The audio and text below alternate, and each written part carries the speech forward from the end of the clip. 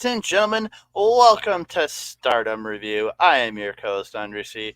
Right over here, it's the wonderful, the effervescent, the ever-lovely, the hostess has the mostest. It's Melball. How you doing, Melball?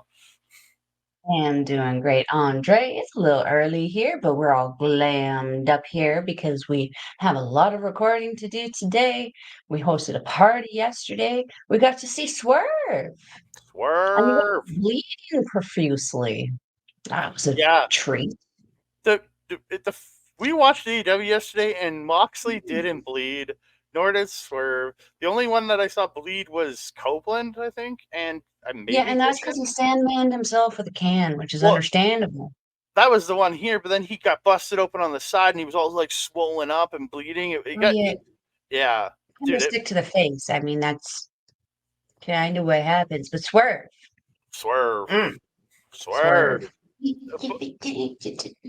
But we're not here to talk about Swerve No, or AEW. We're minute. here to talk some beautiful, beautiful Stardom. And God. boy, howdy, are we here to talk about an awesome, awesome show. I mean, I was texting you as I was watching this show, going, holy hot diggity, this match, this match, this match. So many different matches that were just top tier matches from Stardom. I mean, it's very obvious that this was their essentially their Wrestle Kingdom, their WrestleMania show, and it Yeah, delivered from start to finish, man. How did you feel about it? like, dude, this like I wasn't disappointed by a single match on this show. Everything Same. delivered. Now, me and you were chatting about this yesterday when we were hanging out. Mhm. I'll say the Midsummer show is probably, or maybe All Star Grand Queendom felt Mhm. slight like, I think, better cards overall because they had more, because this one had like multiple opening multi-person tags that didn't feel as big as other shows. But True, true. over like the five main matches on this show delivered. That six woman tag with Seven Up and in it, you had, and then four like awesome title matches that seriously delivered. This show Yeah. delivered in every which way you could imagine. Mhm, mhm, 110%. I was expecting to at least have 1 or 2 matches that I was kinda like, "Meh," on. Yeah, That's usually what I get out of the Japanese shows.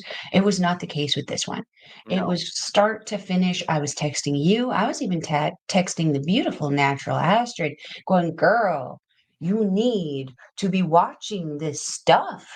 Especially when Anu came up. You know, Anu was someone who was actually on tour in the Orlando area that Astrid was actually given the opportunity to see, but unfortunately she did not feel well that day and did not want to go out and subject the public to whatever sickness she had picked up. But Sarianu and you were both performing in the Joshi tour that did go through Orlando. So maybe Astrid will have the opportunity 2024 to see these amazing women wrestle. What do Well, you guys think? Saki too. Mm, She had her Spark Joshi Pro title on. she did. Yeah, she Did it? did. Let's get into it because we're just gonna start talking about it and not even like Yeah. lead into it because this show was just so good and like I will bounce There we all go. over the place. So we are going to kick it off. We started off six-woman tag match. Hanako, Rana Yamagi, who is a newer person to the company, and Sayaka Kuri, another new woman to the company, Mhm. taking on Azusa, Inaba, Miyu, Amasaki, and Yuzuki, who just made her debut recently. Um, yeah, Inaba and Rana start the match. Rana actually getting the best of Inaba early till she fights back with this hard boot and a PK to the back. And I was like, I cringed at it because I was like, oh god, like she kicks like Siri, man. It's brutal. Yeah, that start was very much a martial arts start, I felt. Both girls were showing off what it was that they're capable of doing, but also as usually when you see people starting to do the kicks and the strikes and stuff like that, like trying to intimidate, you see that recoil of people like, oh, like dodging the foot or whatever, or dodging the hand. Neither one of these girls backed down from each other. They were almost kicking each other in the faces. They were not intimidated by each other at all, and I loved it. Oh, for sure. For darn sure. Miyu getting a handspring back elbow in the corner looked great. Hanako coming in, just powering everything around. Miyu ends up fighting back and hitting a pendulum DDT onto Hanako. And then tries for Inaba tries for that judo toss, but can't on Hanako. Uh, so Yuzuki comes in and gives her a hard kick. Or no, sorry, Yuzuki was trying for the judo toss, and Naba comes in with a hard kick, and Yuzuki hits the judo toss. Oh, that was great. Yeah. Oh, yeah. I mean, it makes sense, right? Hanako stands head and tails above these girls. Very, very tall, almost Megan Bayne-esque kind of Amazon energy, Mhm. where she just kind of towers. So it makes sense to me that they needed the help, because man, did they get her over, and she made it look so good, so Yeah. good. So Hanako, Rana, and Curry triple team Yuzuki in the corner, and Curry gets this huge spear, but the pin gets broken up. Hanako hits the big suplex to Miyu. They roll up to the floor.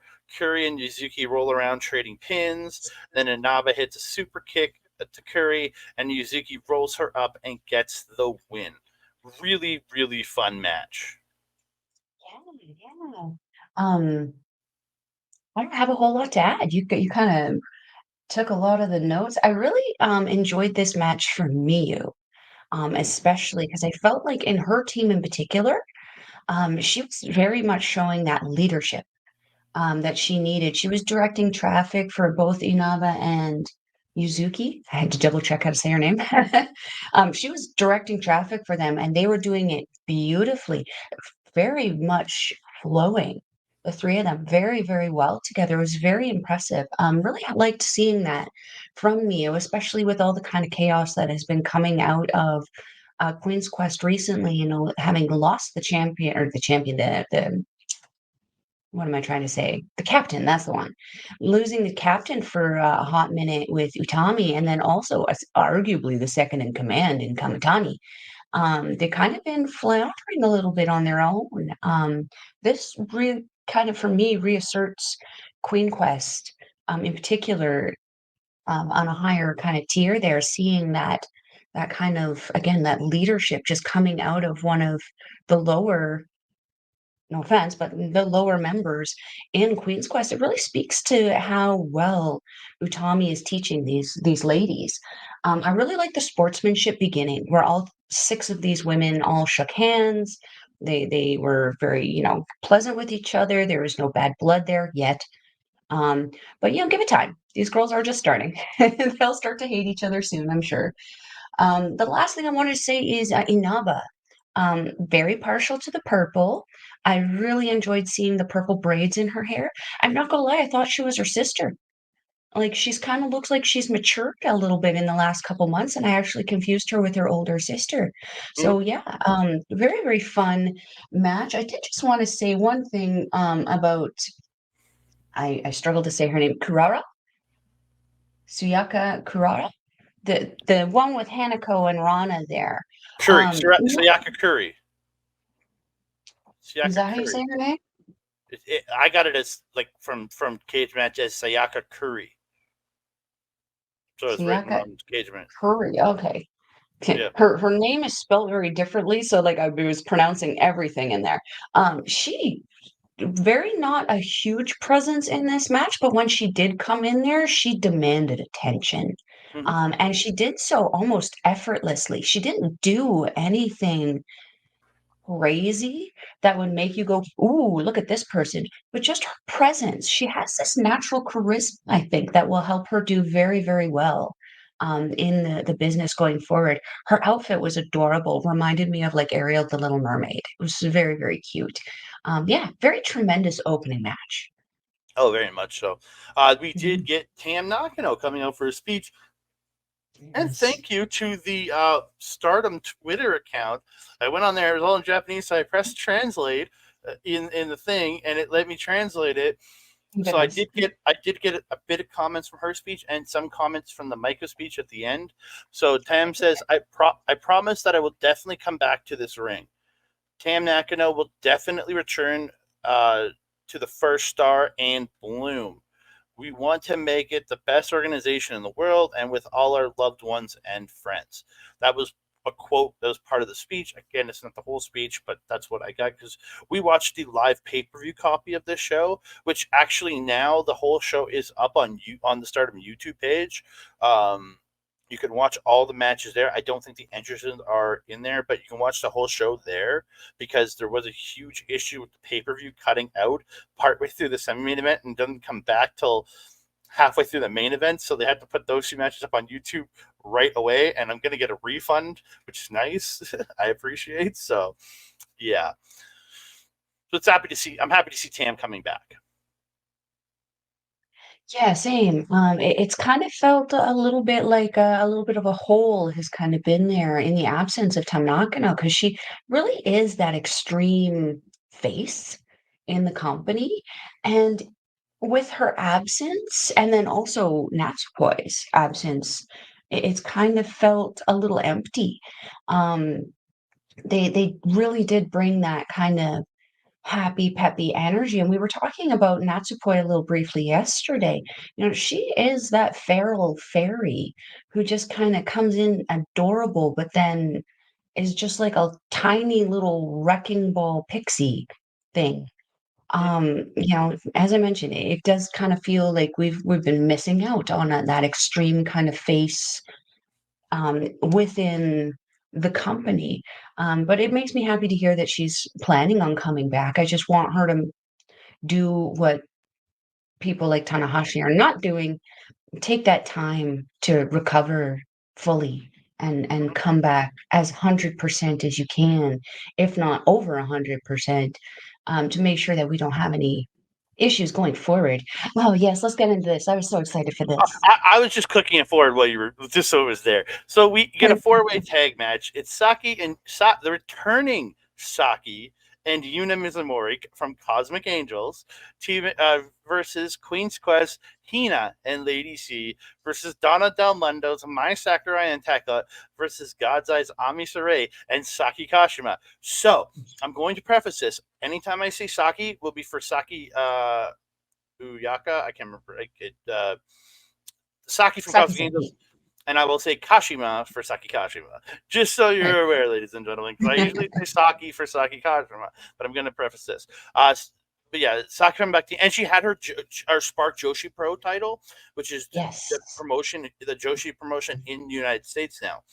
So yeah, Kashima, great new red gear. I Yeah. appreciated the update. It's nice to see a splash of color on her after always seeing her in black, black, black, black, black, black, black. Mm-hmm. And then the hair to match. Mm-hmm. So good. Um, So and I, good. I and love I that. saw I saw her intro card. She's 30. I thought Yeah. she was way younger than that. I Well, thought she we've was like had this early 20s. problem with the Japanese women all year, man. Yeah. And then Thekla, that pink robe and the silver and black gear, fire. Hmm. That metallic kind of almost like holographic disco ball kind of metallic bikini top thingy and bottom that she had with the combination of that almost Cruella de Vil-esque coat. That's what it was giving me. It was giving me Cruella de Vil vibes, but pink. Like Yeah. she put the coat in the washer and it accidentally had a red sock in it. Mm. And I'm not hating it. I love it. It's such a good classy look for her. It kind of reminds me of Tony Storm's timeless look, but like Yeah. edgy. Yeah. So I just have to, there's a little point where Kashima literally slides out before the match starts, just like forcing Ami to start, which was funny. And then they do a four-way test of strength shot, and Thekla is far shorter than she was in there with. I'm pretty sure Saki, Ami, and Lady C, who are all three women fairly taller than Thekla, and she's just like looking at them like, God damn it! Then just then kneels down and flips them all off. It was so good. Yeah, she even audibly, fuck you.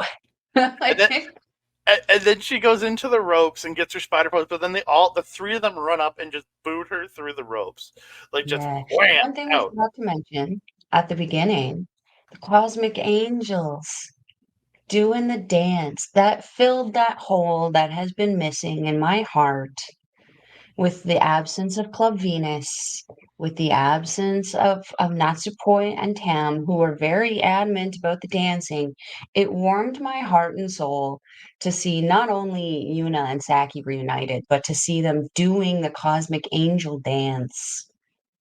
It Mhm. was sweet. It was very Oh, sweet. very, very much so. It was very sweet to see. Um, Saki and Yuna get a combo double dingle dangle on Lady C. It was I know. I was so happy to see that, but Thekla broke it up. Thekla gets the double spear to Cosmic Angels. Mai gets a boot to or gets both of Cosmic Angels in the Paradise Lock, both Yuna and Saki in there. But and then they step back. They pose with like on them, but then Queen Quest interferes. But both the Queen's Quest gets dropped to hold it into Cosmic Angels to break the hold. It was great. And then Perfect. Thekla gets Hina over the ropes with the leg choke, and then Mai like pushing her boot into the face of Hina. Um, Lady C gets Mai back in the ring and goes a spinning. Looked great. So good. Yeah. I'm gonna jump to the end here. Ami and Yuna lariating the hell out of each other over and over, but then Yuna hits a big ass lariat, dropping Ami, which was the surprising one. Then Mhm. Ami comes back with a suplex. Mirai comes with a suplex and hits a Mirai style flip lariat where she jumps up, hits the lariat as she flips, but she can only get two. She hits the blue thunder bomb to Yuna, and she gets the win. Very much a good win for Mm-hmm. this girls. It was a very surprising win that for me. I definitely felt that there were other people who, already have the titles, so they could have been, a shoo-in. But like we've been watching Thekla kind of pick up some losses as the Artist of Stardom champion or one of the Artists of Stardom champions for the last like couple of months. So this is something that I'm sadly becoming used to. Which Mm, I don't think is a good thing. They are the Artists of Stardom champions. They should be picking up something more. mm-hmm, Um, or at least I would like to see it because for me it just kind of reaffirms why they're a champion. When I'm starting to see people who aren't champions winning, I'm like, maybe you should challenge for that because clearly you're better at picking up those pins and wins. That being said, though, I definitely did think that it was either going to be Yuna or Hina that was going to take the pin in this one. me So, too. not surprising. Um, Ami's hair, though, wanted to mention real quick. We've been mentioning she's kind of like that constant evolution girl where her hair is just constantly changing style. Cut off all of the nice length from this picture and those nice colored tips and kind of rocking like that Miley Cyrus kind of mullet thing right now. Mm-hmm, I actually really like it on her. It looks very, very cute, very fashionable on her. I'm gonna be that person who's talking about the fashion in this one because there's so much to talk about. Saki's gear was not only giving me like Dragon Ball Z vibes, but like with the cheetah print on it as well, was just so perfect. It looks so good on her. I really enjoy watching Saki. I've really missed seeing her because she kind of is very much like Thekla in that she walks out with that just swagger and confidence that she knows exactly what she's doing and she is confident in herself. She's always smiling. Everything she does is assertive. The only difference I think between Thekla and Saki is that Saki is that like he confident girl, like the yeah. cute, like Sailor Moon kind of girl, and Thekla is Sailor Mars. Like she's kind of like she's confident in that attitude, and the banter. I mean, Sailor Moon fans will know. Like Sailor Moon and Sailor Mars, they don't like to scissor. They don't like to see eye to eye. So it's a very different kind of confidence, and I really enjoy seeing the combination in the ring together. Lady C, I think, was also rocking some new gear. I don't recognize the gear she was wearing. Looked phenomenal on her. Um, yeah, the combination of Lady C and Hina has actually been a very good combination for Queen's Quest. I'd like to see the two of them competing a little bit more together. And that's all I Yeah. got to say. Again, I just had a good time watching this match. It It was was fun so getting to fun. see getting to see the tag teams all working together in such a great way. I really enjoyed it. It was. It was a very and like none of them ever left their partner hanging. Even Kashima. Yeah. Kashima was there for Ami when she needed her to be.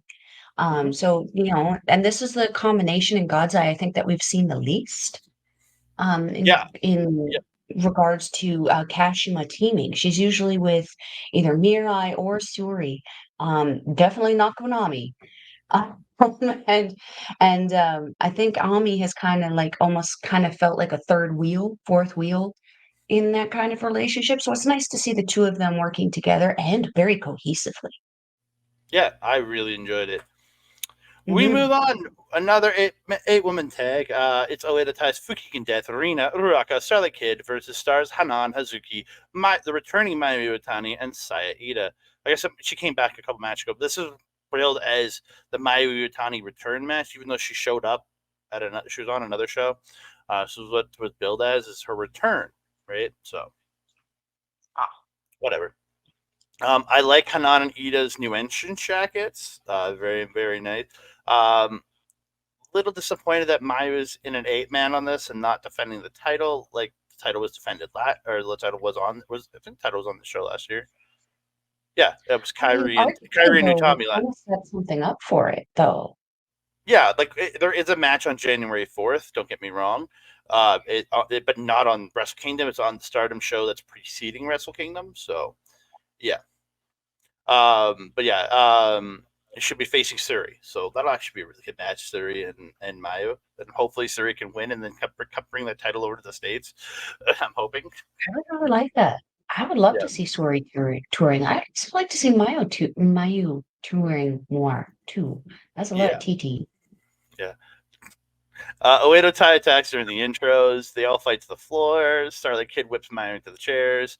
All the way to Tai. They get Mayu back in the ring. All the way to Tai attack Mayu in the ring. Ruaka hits the senton, but the pin gets broken up. Later in the match, Hazuki gets a second rope dropkick to Ruaka. Ruaka fights back, but Hazuki pulls the crossface. But Starlight Kid breaks that up. Hazuki gets the double crossface on Starlight Kid and Ruaka, which looked really good. But Rina and Fuki break it up. Hazuki gets a double MX to Fuki and Rina. Queen's Quest then all do the quad boot wash and running boot the ropes. Uh, uh, Ida comes in with the speed chops to Ruaka on the ropes. Ruaka comes back with the running cross. Starlight Kid tags in, hits a top rope high cross. Ida and Hanan hit the double axe chop and then hit like their version of a high low. It looked really good to Starlight Kid. Fuki's in at one point. And she gets Mayu in the corner. She tried to do her splashes, and she can't. So she throws the ref into Mayu and has the ref bulldog Mayu. Yep. That sequence is so good too because the ref played it so well, where he was just like, yeah, he clearly knew what was going on, but the way he was like selling, his facial expressions were just so funny. He was as like scared as anybody else would be in that situation, and then giving her shit after it was just so good. So funny. It Mm-hmm. was a really funny spot. Oh, very much so. Very much so. All the way to tie in to attack Mayu. Fuki gets a second rope senton. Pin gets broken up. Fuki rolls Mayu up, but Hazuki breaks the pin up. Stars and Oedo Tai all in, hitting each other with moves. Mayu hits a super kick and a bridging German to Fuki, but she can only hit two. Hazuki and Hanan launch Mayu into the corner with that launch drop kick thing that she does. Then Mayu goes to I the called it a freaking slingshot shotgun drop kick because that's essentially what it yeah, was. shotgun drop kick. I will go with that. Maya goes up. Maya goes up, hits Fuki with the top rope moonsault, and she gets the win. Mhm. I know you don't want to hear this because it's a creepy clown, but I'm gonna say it. Fuki can almost pin Mayu Iwatani, not once, twice in this match. If it wasn't for the one saving grace in Stars, who has been the biggest saving grace in the last few months, Hazuki. If it wasn't for Hazuki on both those occasions, Fook would have pinned Mayu. That's crazy. Crazy to think. Fook can, I know you're not a big fan of her, but frickety frack, did she turn it up in this match? She had a tremendous match. I was extremely entertained by her the whole time. Very over with the crowd. They were very much chanting for Fukikin, and I loved it. Um, let's see here. Yeah, the time that there was that one big faction attack that Oedo Tai all did on Mayu, which was the first time that she almost pinned her. And then the second time there was that tag team that she did, I think with Ruaka, where Fook hit that top rope senton, I think. I think that's what it is. I always get that one confused. Where she lands on her back. That's the senton, right? Yeah. Okay. Um, Yeah, that was the second time that she almost pinned Mayu, and Hazuki ran in and broke it up. And again, I just gotta call her. She's the lifesaver of Stars. Like, I'm so happy she decided to come back out of her retirement and rejoin with the Stars faction because she has been nothing but a freaking blessing for these ladies. Um, there was one point in the match where Rina and Hanan were in together, and they are definitely more known for their judo tosses and their judo background, or at least for me. Like, it's something that you could recognize among those three sisters. I really felt that the Hina and Hanan struggled a little bit with those. They Hanan, they were at one point the two of them were going back and forth, and it was just like they were just slightly off timed, so that Rina was jumping too early, so Hanan had to awkwardly muscle her over, and the same thing happened with Hanan. And then it just kept happening for the rest of the match for this one. Whereas Hina, who's usually the one who struggles with the judo tosses, in her match beforehand was just nailing them. Every single one that she did. It was interesting to see the turn of luck for these three sisters.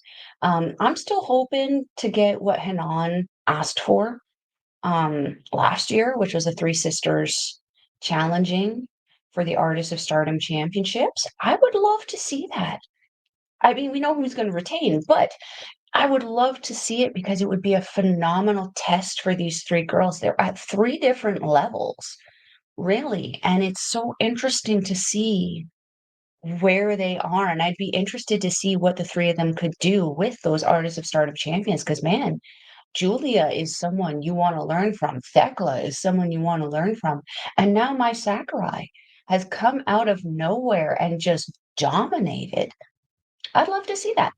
Otherwise, this was a really, really fun match. I really love seeing Oedo Tai. Love hearing their music. It was really, really good 8-woman tag. Yeah, I really enjoy this match, and again, Stars in a way to tie. It's a forever rivalry. It is. Yeah. So we move on to the team of my Hoshirai, our Mei Mei, Mina Shirakawa, and Shuri taking on, as I have dubbed them, 7-Up Express, Nane Takahashi, Yu, and Azumi. Well, Azumi as the express trick. She's fast, so I figured that was so. Great pose with Azumi standing on the knees of Yu and Nane. I like that when she's standing on their knees before the match. That was great. In the pose. It was so cute. Yeah, Nane and May start the match. They're going back and forth, but Nane gets her by the hair, throws her by the hair, but May back up, just going high speed, attacking Nane. May and Azumi do like a ring around the Nane spot where they're both just running around Nane, but Nane picks up Azumi and uses her to like boot May in the face, like she like runs her feet first into May. 7-Up Express then triple team May May and Nane gets a 2. I'm gonna jump around through parts of the match. Suri and Mina are in. They're taking turns kicking Azumi in the back, and I was just like, oh! Like Suri's got the most devastating kicks, but Mina's got some like solid kicks, and then they hit the double drop kick, and Suri gets a 2. Azumi gets a suplex on Suri, tags in Yu, who crushes her with a senton. Yu catches a chest kick, lifts her up, goes for a power bomb, but Suri slips down into an octopus lock, but it did get broken up. Yu is like Yu and Mina are in together, and Yu is chopping and slapping the crap out of Mina. She like steps on her and hits her with a senton, or she like steps on her, goes to bounce off the ropes, and Nane blind tagged her, and Yu hits the senton and goes for the pin, but Nane blind tagged her, and Yu was just like, what the hell? Like, she was just kind of mad about it. So Nane was in there with Mina, and Mina goes for the figure four, but Nane up kicks her, gets the ankle lock, but Mina slips out, gets the figure four, and her partners get submissions on the other two from 7 Up Express. Excuse me. So Mina and Nane start slapping the crap out of each other while in the figure four position. It was great. But Nane eventually gets the ropes to break it. Suri and Mina hit like sandwich kicks to Nane. Mina goes up, stopped by Yu. Nane comes up, superplexes her off the top. Azumi hits the stomp off the top. Nane hits a frog splash, but the pin gets broken up. And I'm like, oh, thank Christ.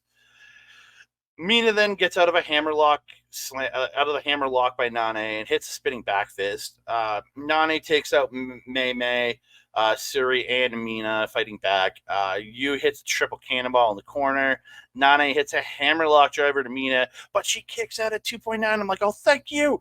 And then hammerlock emerald flosion by Nane to Mina, and Nane gets the win.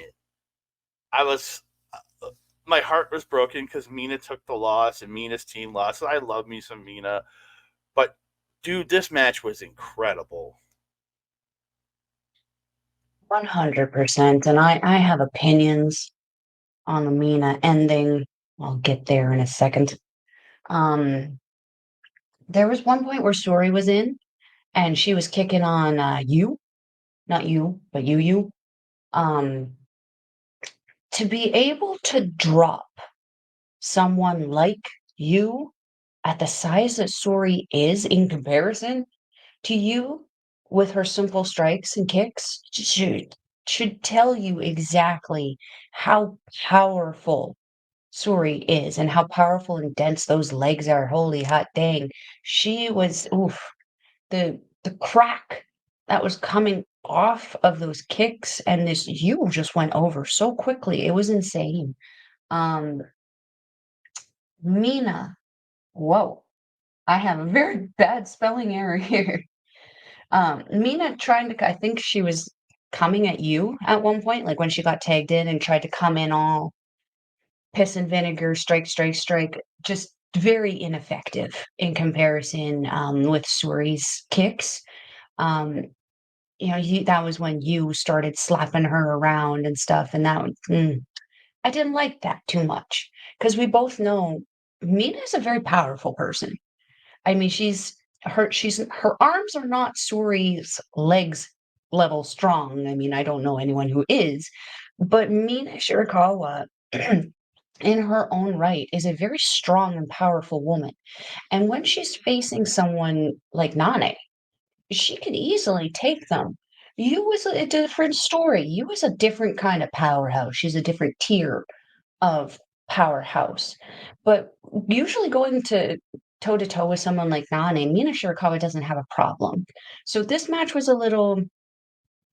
it was very passionate. We'll use Nane's word in this. It was a very passionate match between Mina and Nane because they were going for broke. You can usually see the girls when they're going for those strikes and stuff like that. There's a certain amount of pull that happens.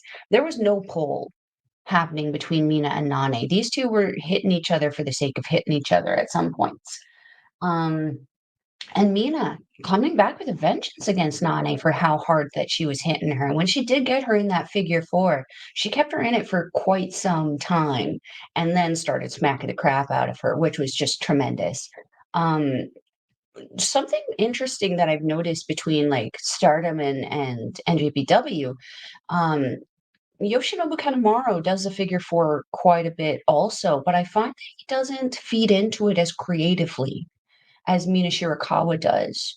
So maybe you want to take some advice from Mina Shirakawa there, Kanemaru. I mean, I've really enjoyed watching her get into and set up the figure four on her opponents because she usually has a really tremendous and heavy hitting lead up into that. What I think what I'm trying to say there is that Mina turns it into a story, whereas sometimes Kanemaru would just kind of feels just like he's going through the motions sometimes. He's going through signature. With Mina, she turns it into a journey, which obviously I appreciate. Um, uh, Coming back to that. Oh, yeah, that sandwich kicks. The sandwich kicks between Mina and Sori on Nane. Oh, that looks stiff. It just looks so brutal. The two of them just boom. And it was so perfectly timed, too, the two of them. It was perfection. Um, Yeah. Okay. So now I'd like to talk about Mina. It's frustrating as a fan to watch this woman have, first of all, been removed from club or from Cosmic Angels, which I don't, maybe it was her choice. Maybe it wasn't her choice. I don't know. Only they do. But to have her removed from Cosmic Angels and done so in such a very poetically nice way in comparison to Natsupoi, um, to form Club Venus with Saya Brookside and Mariah May and have the incredible year that they had, only to end it feeling like we didn't even have it. You know, Mina got that Wonder of Stardom Championship, and we were both waiting for it. And then they rip it away from us just violently. And just not to say that it wasn't a good story. It was certainly a good story once it got on Mirai, but the Tam story to me didn't make sense. And now it's on Anu, which to me sets it up for Mina, but I don't feel that she should have lost the title as quickly as she did. She deserved, based on everything that she kind of did, again, leaving Cosmic Angels, forming Club Venus, working very hard to establish this team. She should have been rewarded a little bit more with a little bit more of a title run there. And then, kind of felt like they kind of made up for it, giving her this Goddess of Stardom championships with Mariah May. And the same thing, as quickly as they were crowned champions, it was taken away. We understand why, because Mariah May had signed with AEW, so she had to kind of make her exit. And that was fine, but there's no reason why they couldn't have left the titles on them for a little bit longer. Like, she was there still another month after that. We could have seen her retain that championship for that another month. I would have been okay with that. Um, I really kind of feel like they're Kenta-ing Mina Shirakawa right now. And I don't understand why, because she's worked so fracking hard this year and given so much and lost so much. I mean, where's Waka? Is Waka injured right now? Because seemingly the only member of Club Venus left in Japan, and she's not there. It hurts my heart because Mina Shirakawa has become such a tremendous talent. She's so good and she does so much. She bends over backwards for this company. Stop treating her like crap. Reward her. She's worked very, very hard.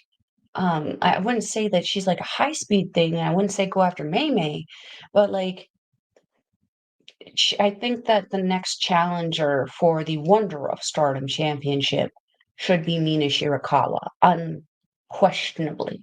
She's more than earned it this year. Andre, what do you think about my little TED Talk rant about Mina Shirakawa? I am in full agreement, and I think the biggest detriment to her coming, like her creating Couples Venus this year, is that it was a bunch of foreigners outside of Waka, and you had Jesse, you had Xena, you had Zaya come in, but like Zaya came in, and then she left within a couple months. Xena was in for a hot minute, then she was gone. Jesse was in for a hot minute, then she was gone. May was the only consistent person other than Waka there with her, and then she left. But again, I don't shame any of these women because you have other opportunities, go take them. But like, 100%. I think they need to establish full timers into Club Venus more than just Waka and Mina, and that's what I think will help build this faction forward and get them their banner on the wall. I mean, I volunteer as tribute. You know you do. I know the freaking dance. I You're can already, do that. you're already ahead of I'm Waka, halfway there. I'm already further there than Waka.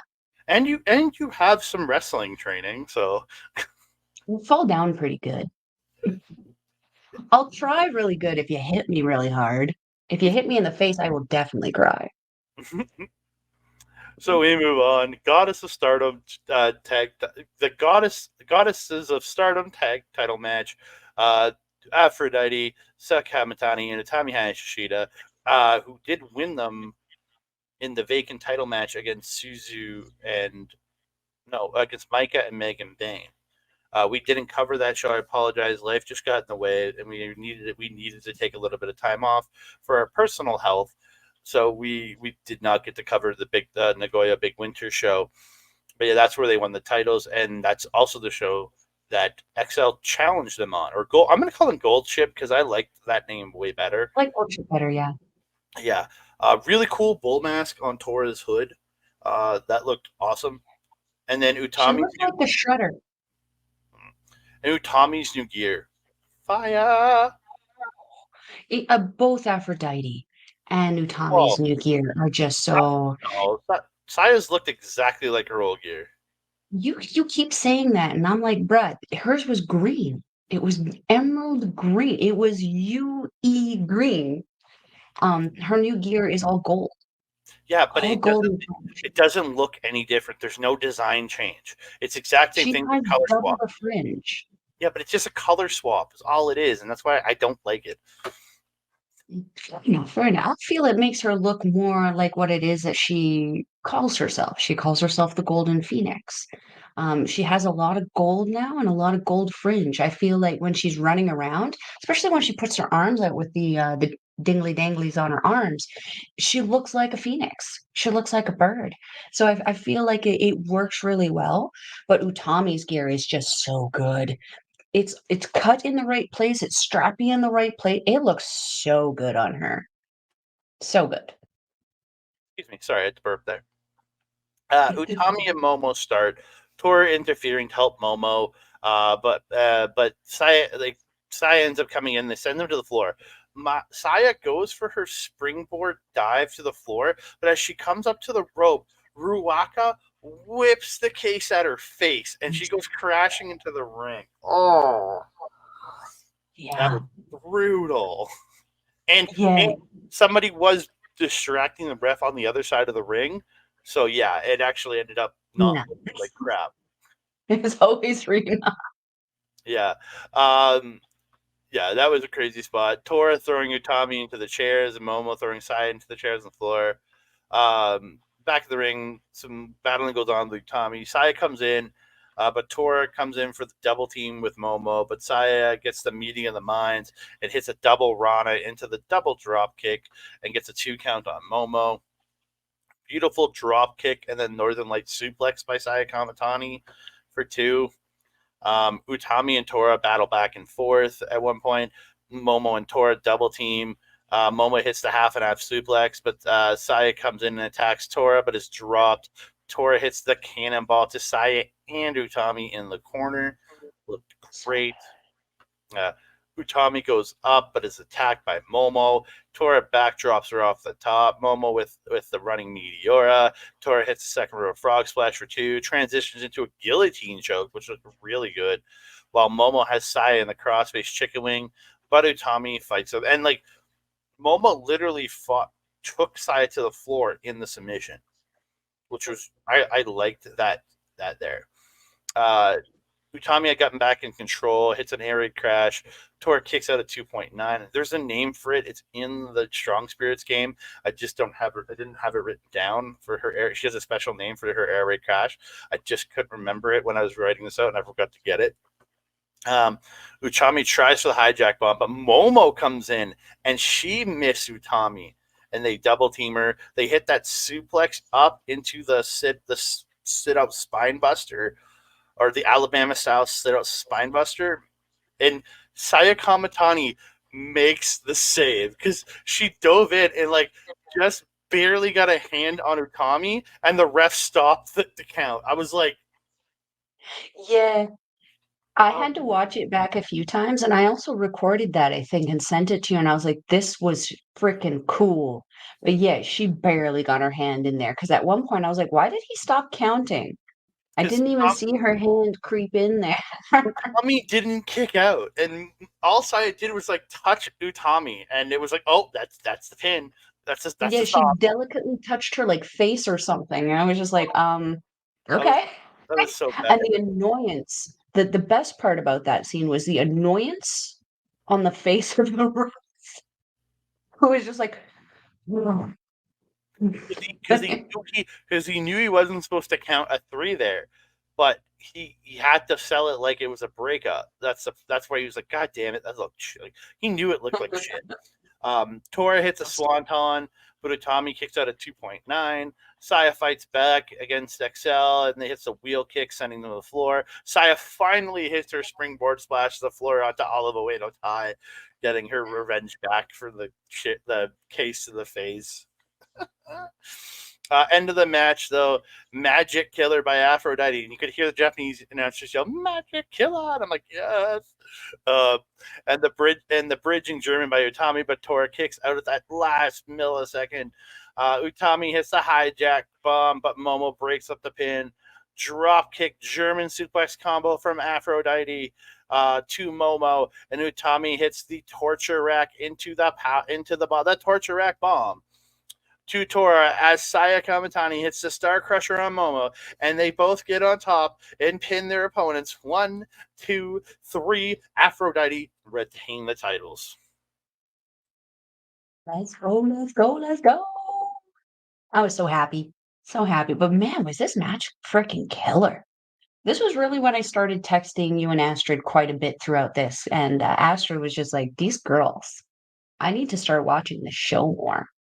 Um, Kamitani really fighting for her life in this match, though.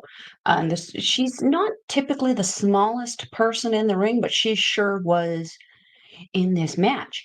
And I felt that it showed how much she was fighting to kind of stay alive in this.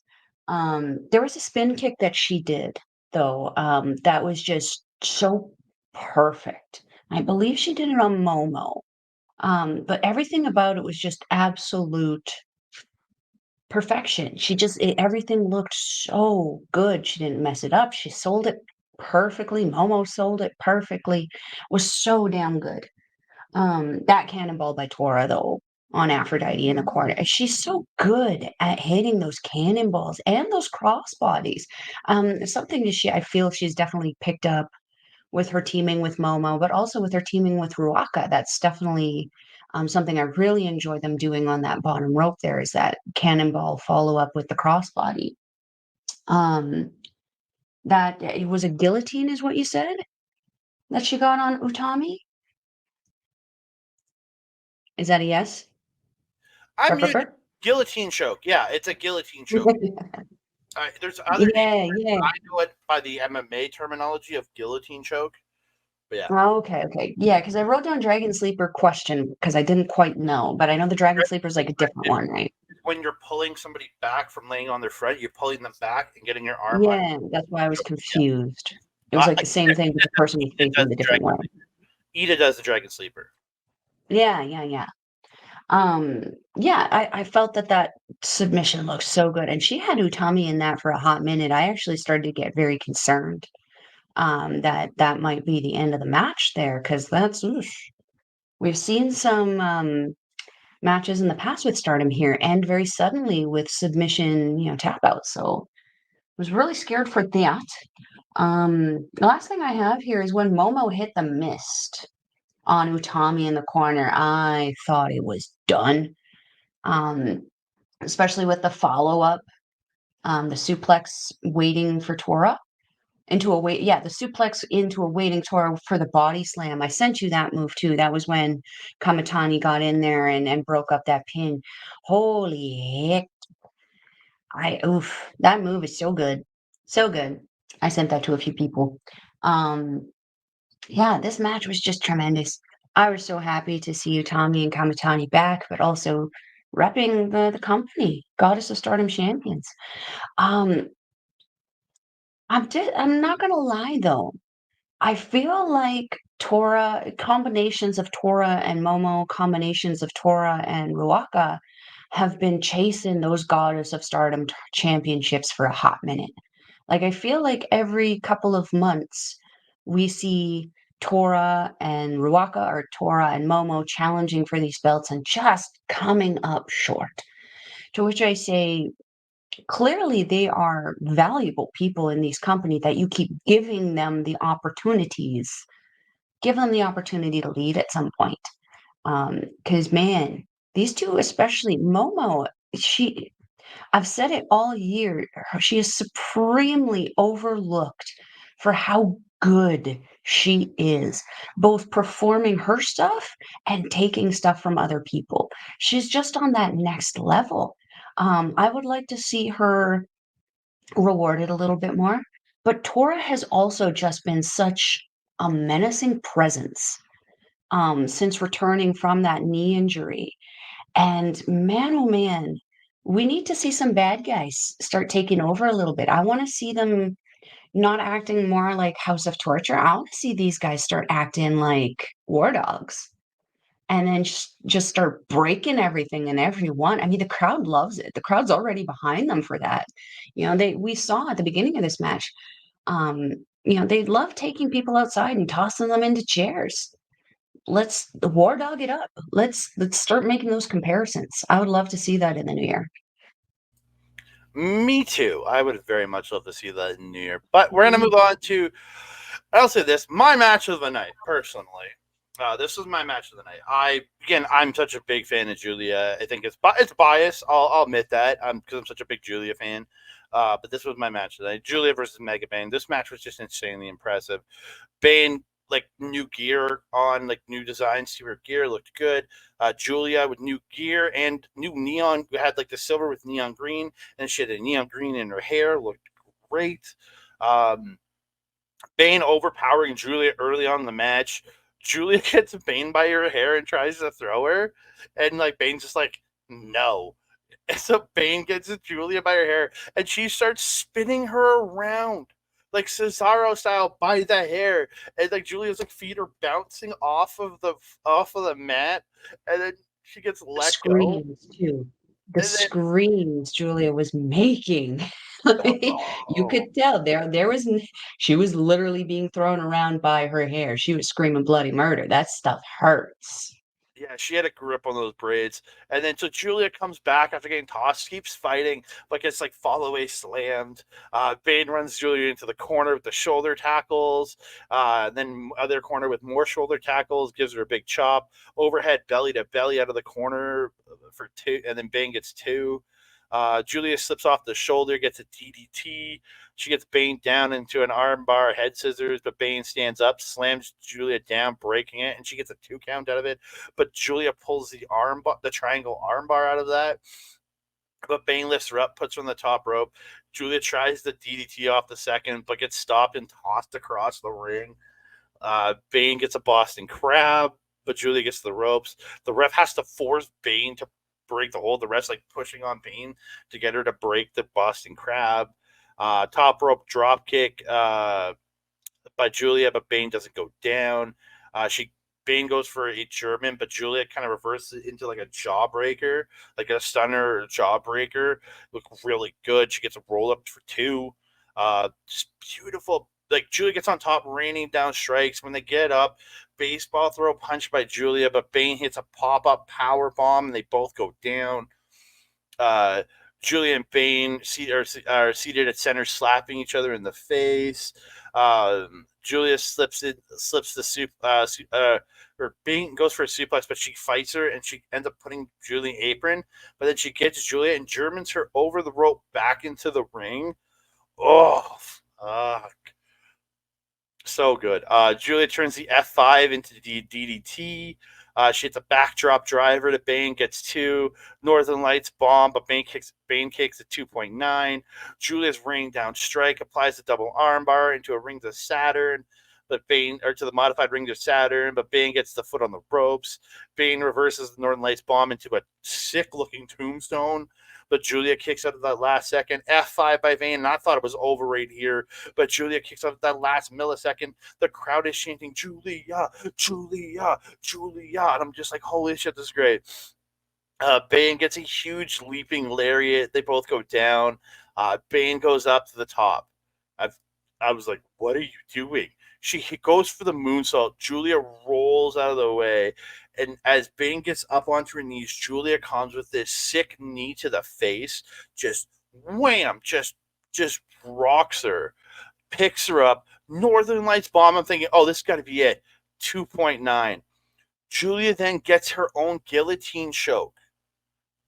She ties up the like an Indian deathlock style, then gets Julian in a guillotine choke, or she gets Bane in the guillotine, and Bane they arm up one, arm up two, arm up three. Giulia chokes out Megan Bayne, and then after the match, they're both up. Giulia says in English, says before this match, I said I will kill you, and then Bane said so will I. And she goes, we're both alive. She says something in Japanese. Then she goes, Megan, fight me again someday. And she puts her hand out, and then Megan goes, puts her hand right next to it, and then they both pull their hands back before they shake. Uh, um, so Giulia gets on the mic, talks some more, and then gets interrupted as she usually does, it seems like.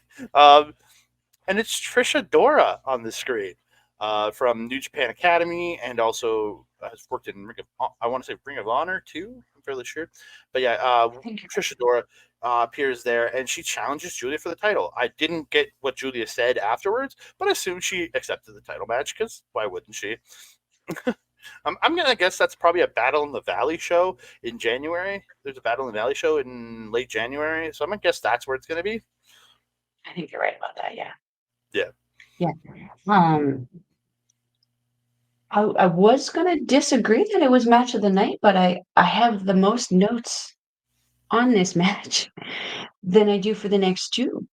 But I also did just enjoy the next two as opposed to really sitting and taking a whole lot of notes. This match just kept me like every time something happened, I was like, holy shit, this was a holy shit match for me.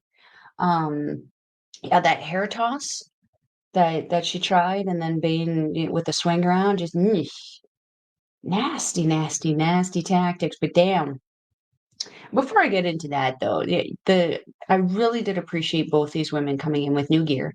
With Giulia, it's kind of almost, I don't want to say expected, but like every month or so, she does change up her gear, which I love.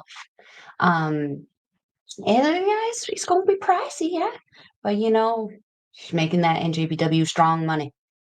She can afford it. But Bane's gear. Whew, I mean, I sent pictures of that to Astrid, and she was like, "Damn, damn." To quote Cardi B, "Damn." I think that's what she says. I don't know what she's saying. Um, yeah, there was that one point I didn't write down what submission, but Julia putting the submission on Bane, and Bane just simply standing up to try to slam her, but then Julia transitioned into it looks like some kind of abdominal thing.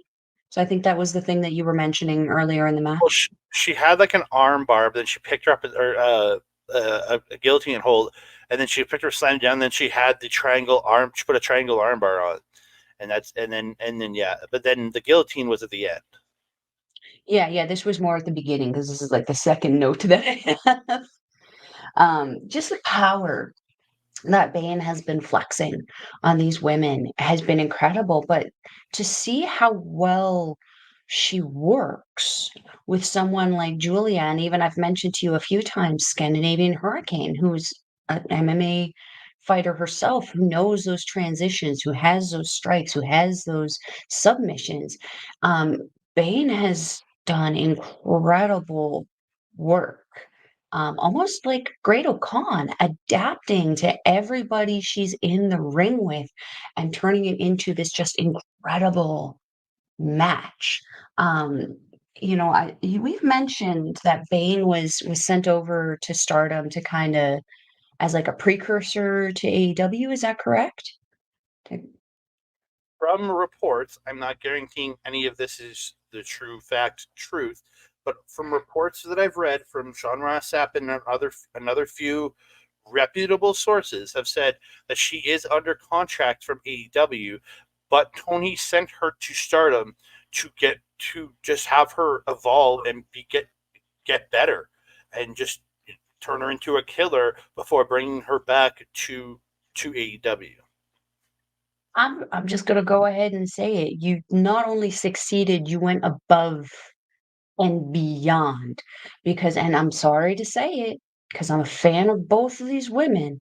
After what we saw on the pre-show for AEW with Willow and Statlander, I'd say Bane has worked herself to a level almost above those two.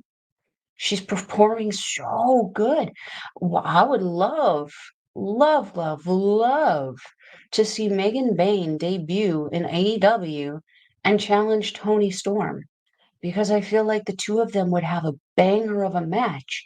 And it's mostly because Storm knows the Stardom work. I mean, we saw that yesterday with her work with Riho. She did incredible in putting on a Stardom style match with a lot of, we'll say, North American flavors in there. There was a dash of it, but I feel like Bane, what she has learned over in Stardom has made her extremely, extremely more so, I'm gonna go ahead and say more so than some of those other girls. You know the ones I'm referring to. I'm not a big fan of some of those mean girls. They they can't wrestle like Bane. No. They would get obliterated if they were put in a legitimate like wrestling match. The AEW, you guys gotten some pretty lucrative people. Just advertise about it so we can fracking see them when you guys are coming to our area, please. Doofuses. Um, there was that one point where, yeah, Giulia did that Cesaro suplex off the bottom rope, yeeting Giulia back into the ring from the apron. Just so good. It's amazing what you could do when those ropes are tight. Um, The snap suplex that Giulia did on Bane was so sudden and so quick and so good. Again, just Bane just went over like butter for her. It was so good. It made Giulia look so, so strong. And I feel that's what this match overall did for Giulia was not just make her look smart in being able to out wrestle Bane. It made her look strong in that she could contend with Bane on the same level as Bane's strength, if that makes any sense whatsoever. Um, Now that driver that Julia hit on Bane, getting her into that double armbar submission was just again, just speaks to how good of a transitional wrestler that Julia is. Because she can do those power moves, but then she can also contend with people like Sori and have those submission style, amazing transition technical matches. Um,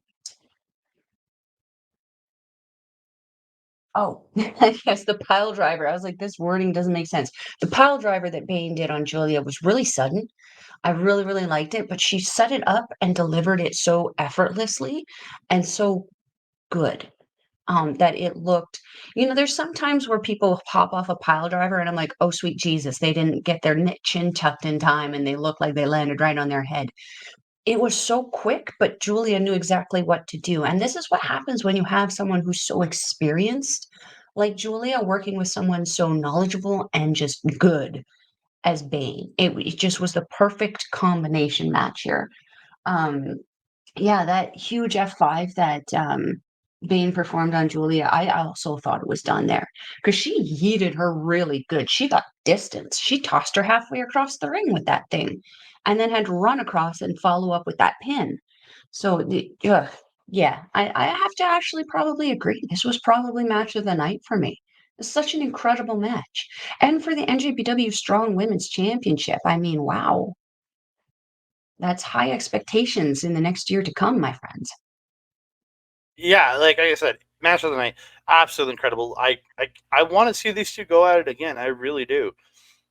And again, there's always then there's the question. Julia, and the talk is that Julia is ready to go to North America. Her contract isn't up until March, so she'll be around till March. But like, who is she going to drop the title to? If Tony wants to leave Megan Bayne over in Stardom for another little while, give it to her. And even then, that means she can come back and defend it on EWTB, and it's a traveling title for that company. It's the American title. So I mean, Tony is a shoe-in for me because, she does have a special place in no, my no, no. heart because she is a I Cardinal. mean, I mean by Tony Khan, Oh, keep her either yeah, keep you her in New need to Japan. clarify. Yeah, if Tony Khan keeps her in New Japan or keeps her over in Mhm, Japan, give her that strong title, and then he can bring her back to have strong match to defend the title on AEW shows if he wants to, and mhm. because it's the American title, so you can do whatever you want with that belt. If Bane puts it on Bane, she can travel back and forth. Like I I mean, I would like to see more of the Megan Bayne route taken mm, by AEW people. I'm not gonna lie. Send over Ruby. mm, Send over Soraya. Let them be humbled a little bit by the Japanese women, and then send them well, back. not even that. Like send over like you have Billy Starks. You're signed Billy Stark. She's working Mhm. in ROH.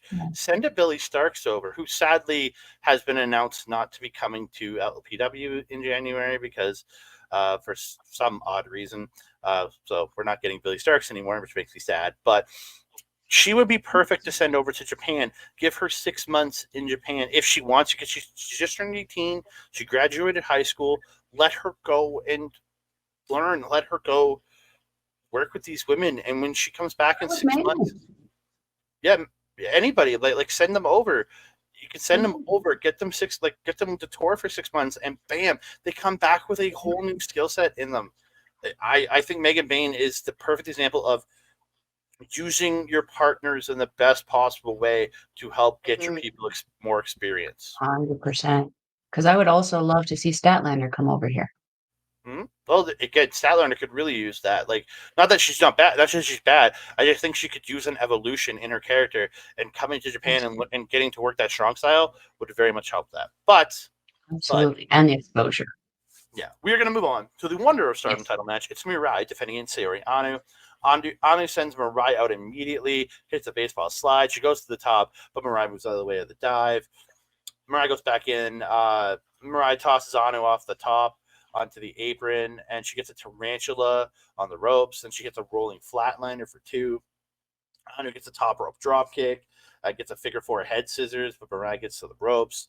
They're trading and kneeling strikes on their knees at one point. They work their way back up. Anu unloads, but Mirai hits a lariat. Then Anu hits a German. Then Mirai hits a lariat from behind.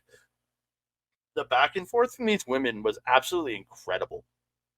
Um, Backdrop driver, and then a hammerlock belly to belly into the bridge for the pin by Mirai for two. Anu cuts her off up top, hits a run off the top, then hits a bridging fisherman, uh, and then for two, and gets the straight jacket chokehold, but Mirai gets to the ropes. Anu goes to the top. Mirai gets her knees up on a splash. Mirai hits a SS Columbia with Michelle, which is actually the second time. There's another spot she hit it in, but I just, trying to not run every single spot in the match.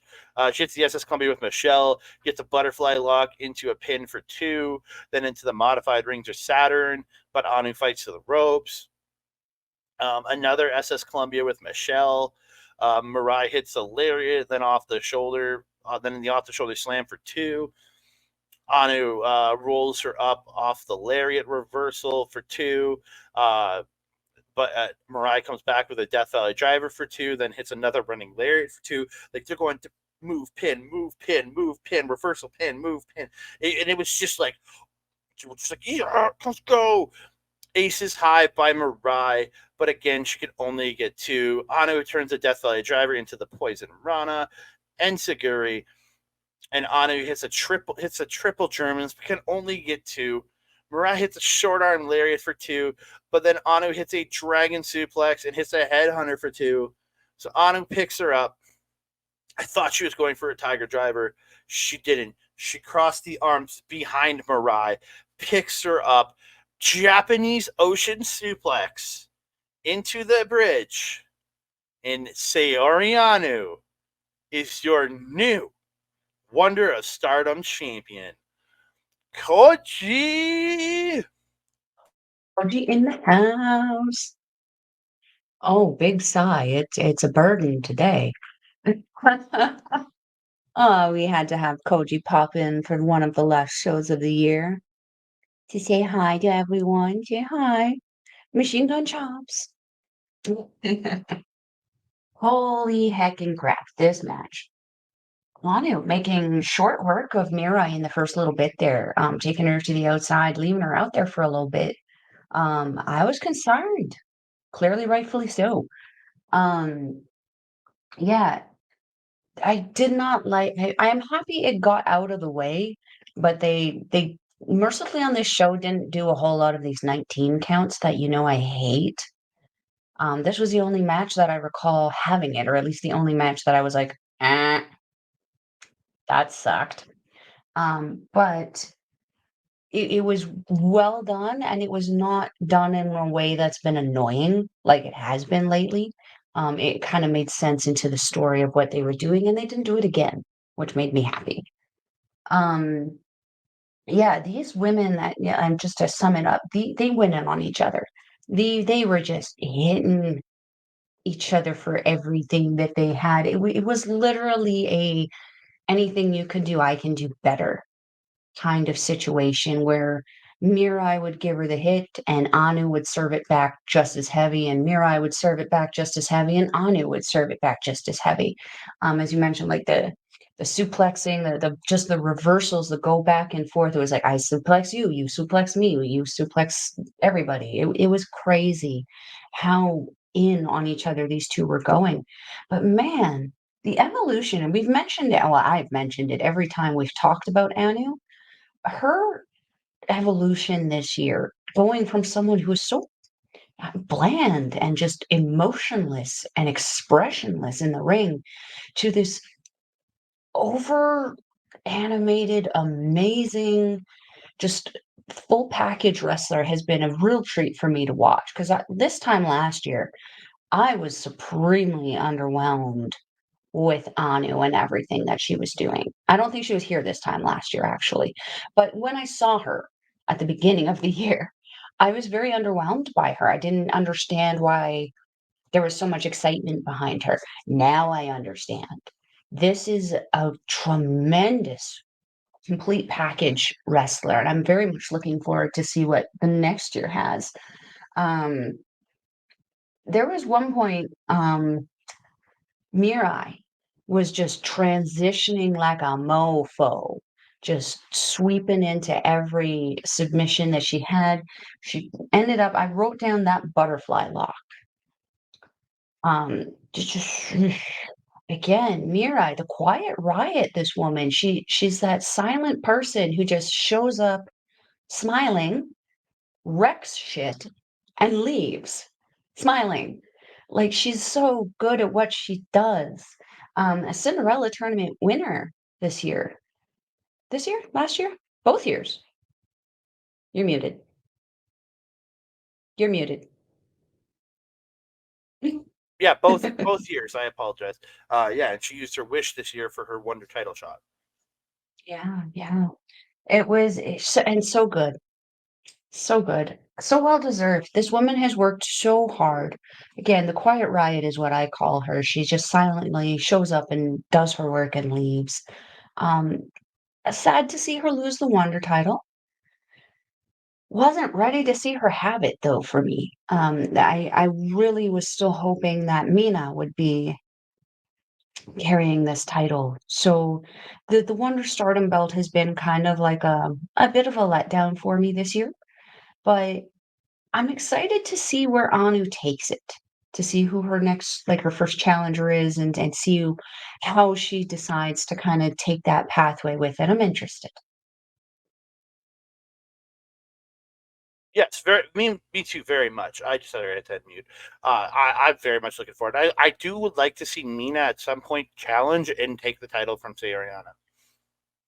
It would make more sense now too. Cosmic Angels Club Venus have not been seeing eye to eye. So particularly Anu has been like a blind little minion for Natsupoi and just not liking Mina just simply because Natsupoi doesn't. So and Natsupoi was in Anu's corner for that match.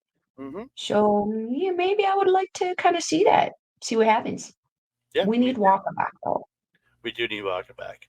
So we move on. Main event of the evening. It's for the vacant World of Stardom title, which Tam Nakano did vacate, which she did show her at a point during this match, watching from the crowd. She was watching this because she's going to scout. Who am I going to be facing when I come back? Who am I going to be challenging? Great new gear for both women. Like both look great. But Maika with the big old bruise on her left leg, she had a big old bruise on there. Oh yeah, that thing was the size of like a grapefruit. And Mm-hmm. if someone who has had a bruise like that at that same location because of softball, walking is a burden. That's right on your quad. And like man, you know how much legs hurt now. Mm-hmm. Oh yeah, It's not fun. That match must have been a bit of a burden for her. yeah. So they start out hot, striking the hell at each other, fighting to the floor. Micah tosses Suzu in the chair. She comes back. Suzu tosses Micah. They both go back and forth, tossing each other in the chairs. Suzu sets up a table on the floor. She tries to German Micah off the apron onto it, but can't. They fight into the ring. Suzu eventually gets the nasty German through the ropes. Excuse me. She does a long distance run drive by kick. Micah gets a rear naked choke. Suzu gets the ropes. Suzu hits a stunner on the apron to Micah with the fighting on the apron, and Micah catches her as she comes in for a kick. Go and lifts her up. Goes for the power bomb to the table on the floor, but Suzu stops it and Rana's her off, and she hits the table and bounces off. It cracks the table, doesn't completely break. She bounces off and keeps going forward, and oh, that looked brutal. Like oh. Yeah. In the back of the rings, Caesar gets a spin kick to the head, goes up. Micah cuts her off. Micah hits a superplex off the top. They're both laid out. After a series of reversals, Micah hits his giant lariat. Suzu reverses another lariat into a Spanish fly for one. Micah catches Suzu with a power bomb for one. Suzu hits a German to Micah, but she pops right back up and hits a backdrop driver. They're striking each other at center, and they both smack each other at the same time. They drop each other. Um, they're exchanging strikes at set. They back up and they're exchanging strikes at center again. Micah drops Suzu and hits her with the triple suplex. Judo sweep for two by Micah. Micah puts Suzu up top, but Suzu fights out and hits an avalanche German suplex off the top into a bridge for two. Then transitions up, hits a rolling chaos theory for another two. Micah then tries to power bomb Suzu, but she slips off, kicks, and just up kicks Micah, or like she was for a running power bomb. Suzu pushes herself off, and Micah falls to the mat, and then Suzu just up kicks her in the face. And then Micah, then she comes running at Micah. Micah catches her, hits her with a Michinoku driver. Suzu attempts to reverse another attempt on. She gets her up on the shoulder, and returns to the attempt, and hits her with the poison Rana for two. Micah hits the discus lariat for two. Suzu hits the tequila shot, but then Micah kicks out at the last millisecond. Micah hits his sick ass headbutt, hits the power bomb off the shoulder sidewalk slam, but can only get two. Michinoku driver two, three times, and Micah is your new World of Stardom champion. I I wanted Suzu to win, but I am not disappointed because this match killed, and I know Micah will be a great champion. Yeah, buddy. I'm not crying, you're crying. I was so excited for this match. And it was one of those matches where, like, I was confused. I was cheering for both of these women. These are both my favorites. I mean, Suzu Suzuki was my pick of person to watch for 2023 last year. And she went ahead and won the 5-star Grand Prix to own or to get this opportunity at the red belt to main event the main show, the biggest show of this company when at the beginning of the year you went from being like in a faction with prominence to suddenly being on your own, having to partner with people who we were just not very nice to the year prior. Like in Micah, in people like Macer, and seeing Crazy Star team together really did evolve Suzu in such a perfect way that set her up perfectly for this match. She gained so much fandom with her year working with May, working with Bayne, working with Micah. The four of those women, you and I were saying, they could form their own faction and be unstoppable just because of the variety of styles that they have on there. You got May, who's at high speed. You got Suzu and Micah, who could be that powerhouse tag team who have that strength and power, but also the technicality and just that brutality that Suzu has. But then you got Bane. That's a world champion contender right there. Well, I guess now Micah is. Um, this match, though, was just from start to finish confusing for me because again, I didn't know who to cheer for. I was cheering for both. It was heavy hitting. It had those kind of hallmark hardcore deathmatch undertones in what Suzu likes to do with the weaponry and the table and the chairs, but also the just straight power that both of these women were known for. They kept it in the ring so much, which what I'm not used to with Suzu. She did take it outside, but usually Suzu takes more of the match outside. Micah made sure to keep it in the ring, and I absolutely lived for it. I would love to see these 2 go again. For a title or for without a title, I don't care. A grudge match, I don't care. I just wanna see these 2 fight again. That confetti fall for Micah was just near and dear to my heart. Made me feel so good. But then seeing the after bits where Giulia had to come in and roll out Suzu, take her to the back, and poor Suzu, she was so sad. She was so emotional, Oh, crying. I don't think I, I've seen Suzu cry. no, I've got that stuff here in a second.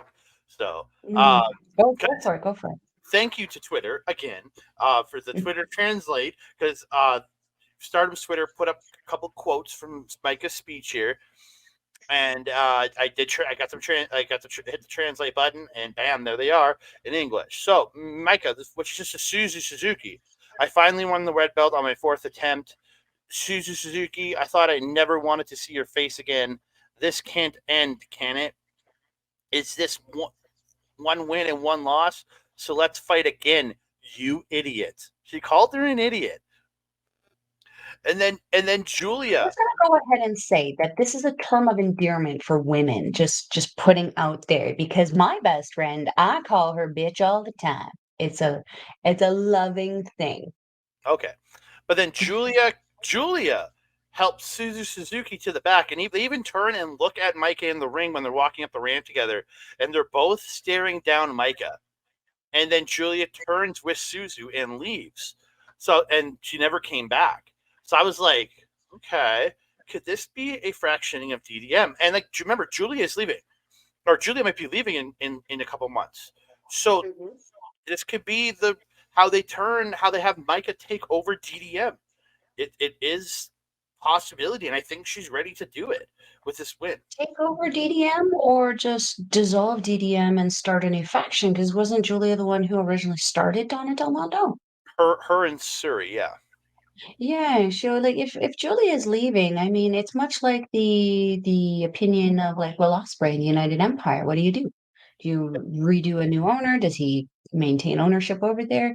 I would feel with Donna Del Mondo, if Giulia is potentially leaving for another company, that she's not going to be associating with Stardom anymore. I think it would be a good idea to let the DDM banner kind of be raised into the rafters Mm, because it is her faction.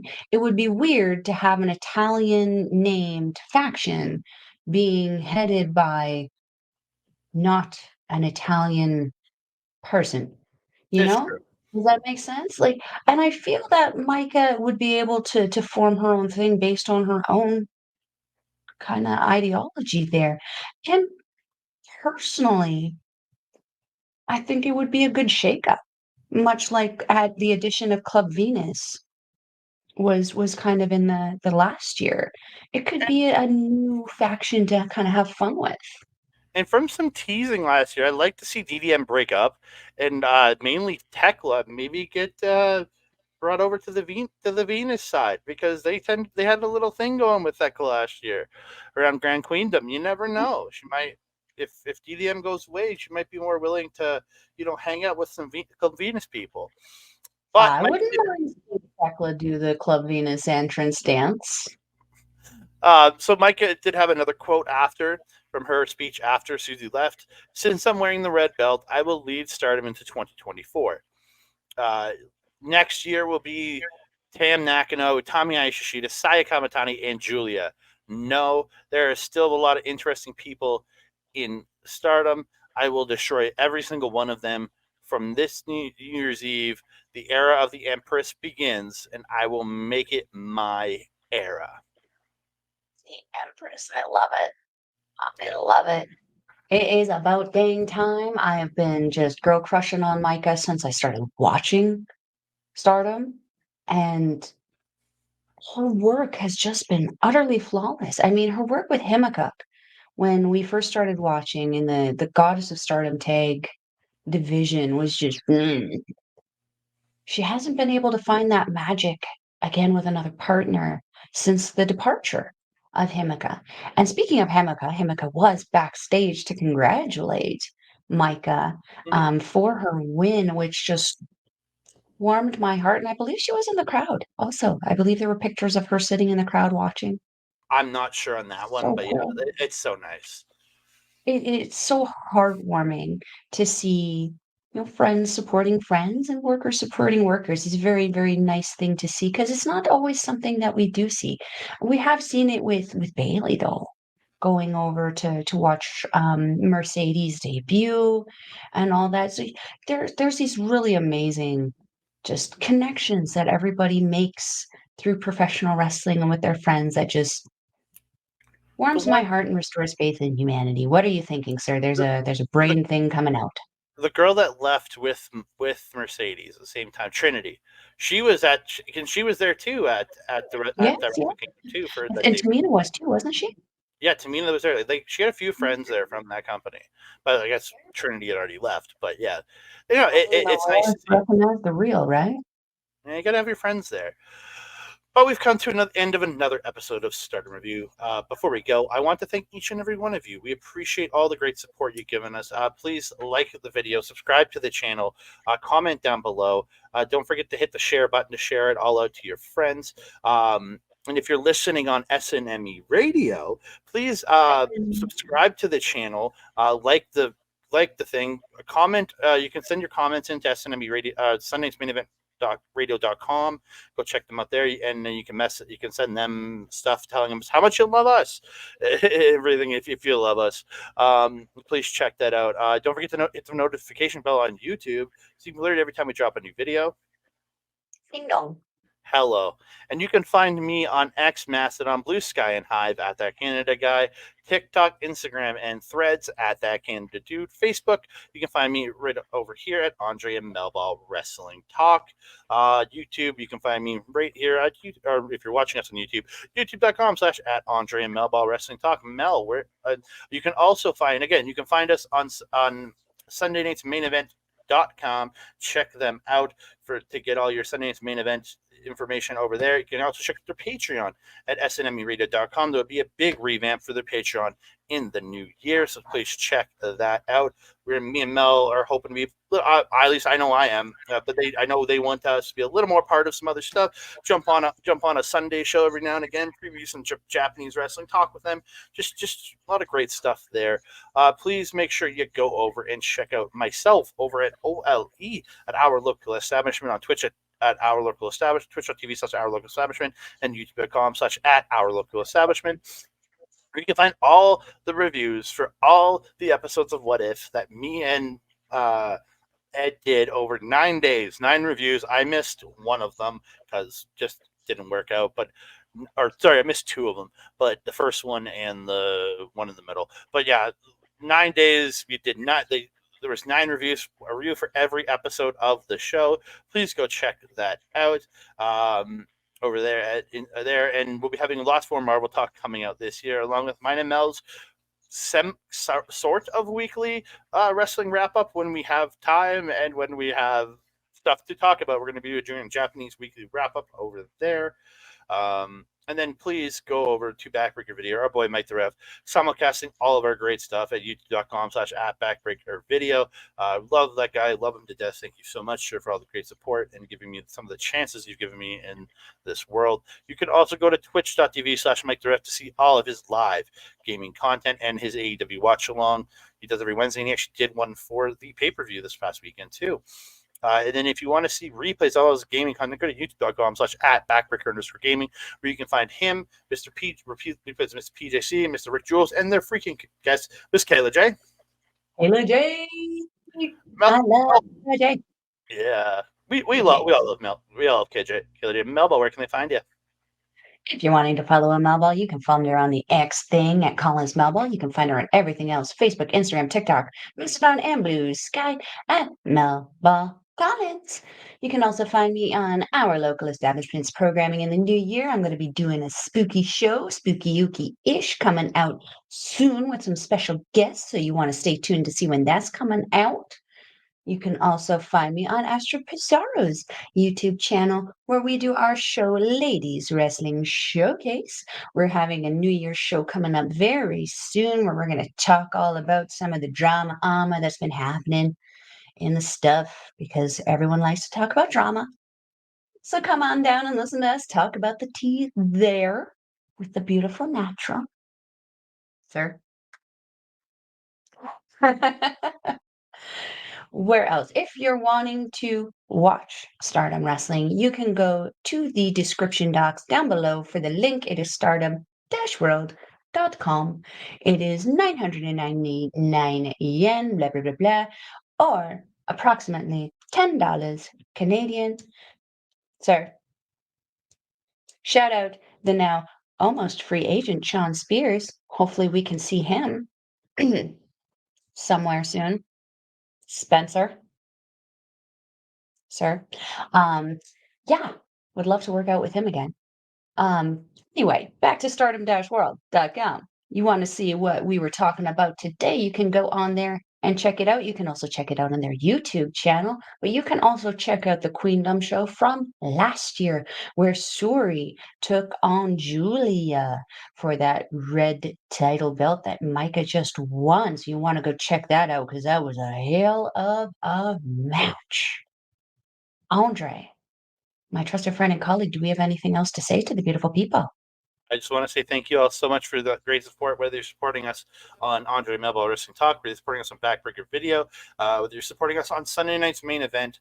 We appreciate all the great support. I also want to give a big shout out to the Sunday night's main event family for bringing us into the family this year.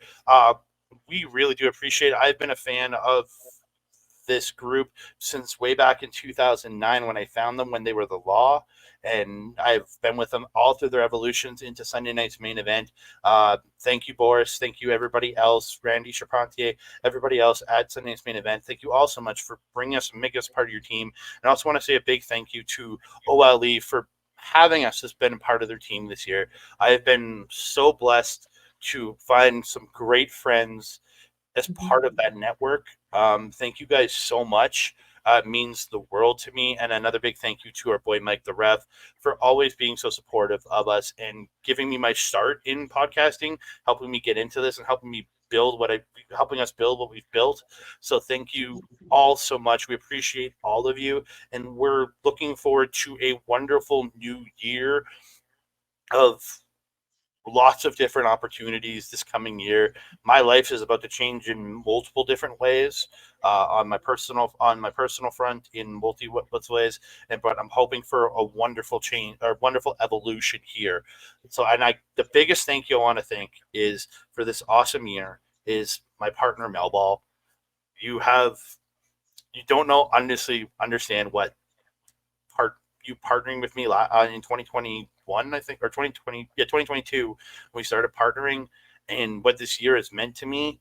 I was in a bad I was in a bad place when this started, so I was in a tough place, and I really appreciate you giving me the ability to just talk all this stuff with you, and thank you more than anything. Thank you so much because I love you to death, and it means so much to me.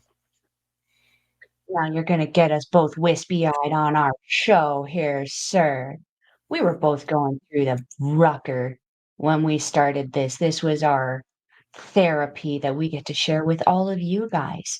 And it's been such an incredible just year where we have gotten not only like gotten to know all these people online, but we have been able to go to other local shows, get to know some more local people. I mean, look at Jason, our good friend Jason Rutledge. We love that guy. He was my dirty dom for my Rhea at Halloween. We've been getting to know a lot of people here, a lot of wrestlers, a lot of promoters, a lot of experiences in the next year. We have so many new experiences and opportunities coming our way. We can't wait to share them with you. So, that being said, from Andre, from Koji, who was happily asleep until a second ago, and myself here at Andre and Melville, say hi. Andre and Melville's Wrestling Duck. I am your Melba. Over there is Andre. And here's a sleepy Koji. We will see you next time.